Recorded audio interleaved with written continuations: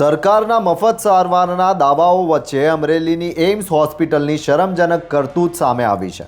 લીલિયાના નાના કણકોટ ગામના એક ગરીબ દર્દી જ્યારે હૃદયની ગંભીર બીમારી સાથે હોસ્પિટલ પહોંચ્યા ત્યારે માનવતા બતાવવાને બદલે ડોક્ટરોએ રોકડા રૂપિયાની માંગણી કરી। પીએમજે કાર્ડ હોવા છતાં હોસ્પિટલ મેનેજમેન્ટે સારવાર કરવાનો ઇનકાર કરી દર્દીને અધવચ્ચે રિફર નોટ પકડાવી દીધી।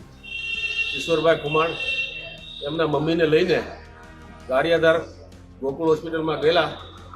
ત્યાં એમને હૃદયની તકલીફ થતાં એમણે બેનને રિફર કર્યા તો અમરેલી અહીંયા એમ્સ હોસ્પિટલમાં 11:30 રાત્રિના થઈ ગયા। એ પછી દાખલ કરવામાં આવ્યા અને જેવા દાખલ કર્યા એ પછી ડૉક્ટરે કોઈ પણ પ્રકારનો ટચ કર્યા વગર, દર્દીને કોઈ સારવાર કર્યા વગર, કોઈ બ્લડ સેમ્પલ લીધા વગર એમને સીધું જ એવું કહેવામાં આવ્યું કે તમે આ એન્જિયોગ્રાફીના પૈસા ભરી દો, બેનની તબિયત વધારે સિરિયસ છે, એન્જિયોગ્રાફી કરવી પડશે।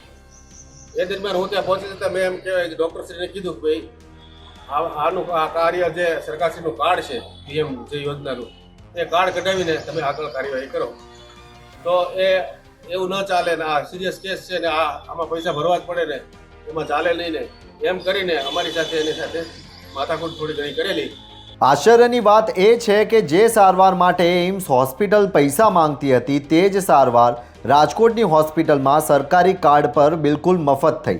શું આ ખાનગી હોસ્પિટલો સરકારી યોજનાઓનો ફિયાસ્કો કરવા બેઠી છે? હવે આ મામલે જિલ્લા આરોગ્ય અધિકારી અને સીએમઓમાં લેખિત ફરિયાદ થઈ છે।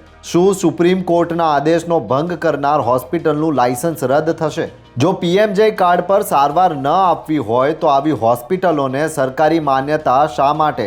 જોતા રહો ગુજરાત વંદન। ધન્યવાદ।